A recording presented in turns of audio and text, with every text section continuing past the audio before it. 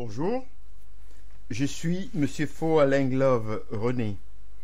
Aujourd'hui, dans le cadre de la continuité du cours sur les cellules et les tissus, nous allons voir la notion d'embryologie.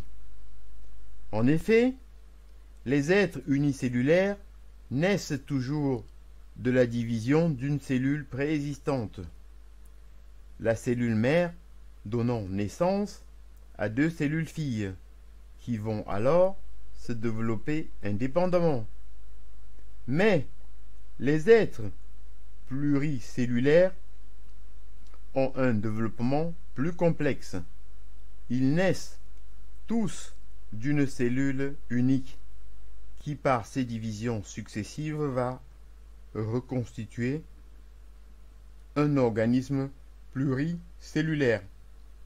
Cette cellule unique initiale porte le nom d'œuf.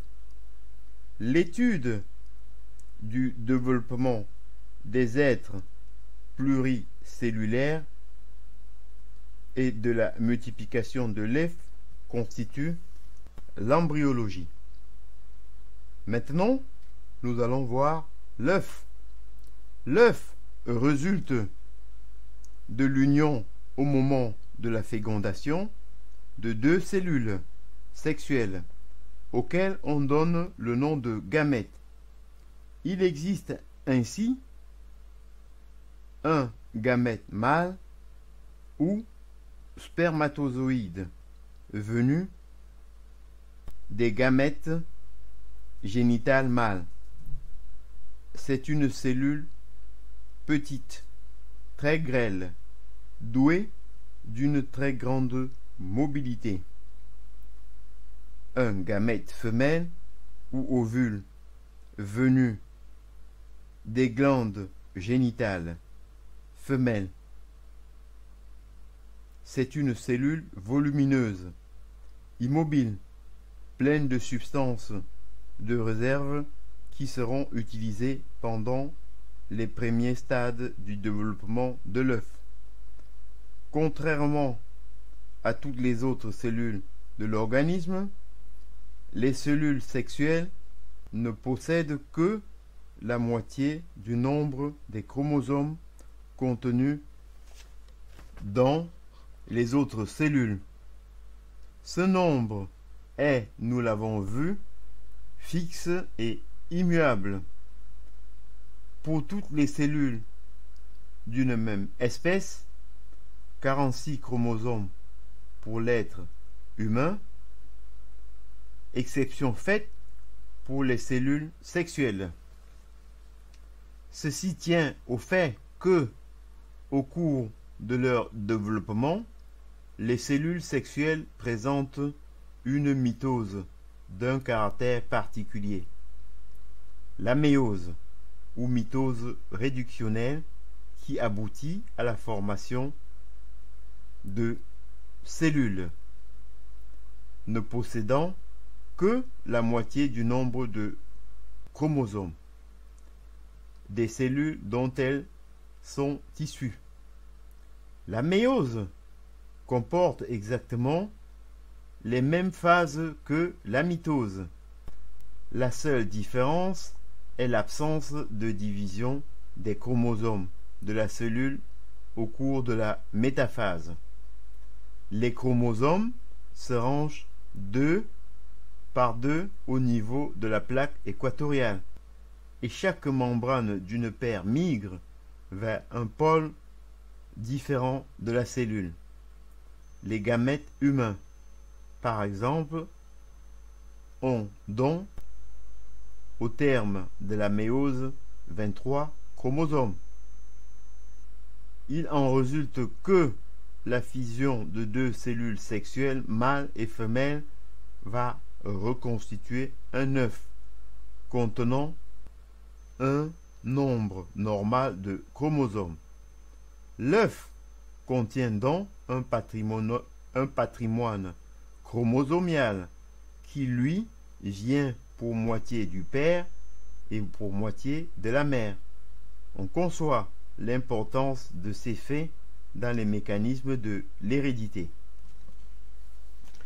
Nous passons maintenant au développement de l'œuf. L'œuf ainsi formé se divise activement et aboutit à la formation d'un amas sphérique de cellules, la morula. La morula est formée par un amas cellulaire central. Le bouton embryonnaire entouré d'une couche cellulaire périphérique, le tropoblaste. Puis, dans cette masse de cellules, deux cavités se creusent, la cavité amniotique et le lécytocèle ou vésicule vitelline. L'œuf est alors au stade de blastula. Entre cavité amniotique et litocèle se trouve l'ébauche du futur embryon. À ce stade, elle est constituée de deux couches cellulaires ou feuillets, l'ectoblaste, l'entoblaste.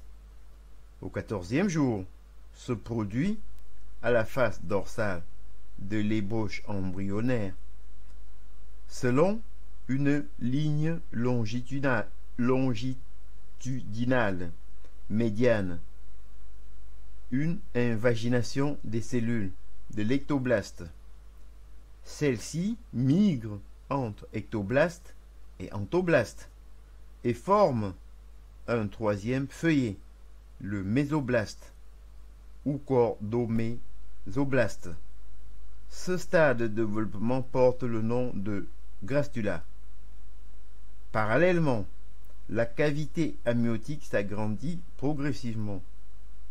Le lécytocèle donne naissance à deux cavités secondaires, la vésicule ombilicale et l'allantoïde. Le tropoblaste prolifère énormément et forme ainsi le chorion, dont une partie appelée placenta servira à la nutrition de l'embryon grâce aux échanges sanguins qui se produisent à ce niveau avec l'organisme maternel.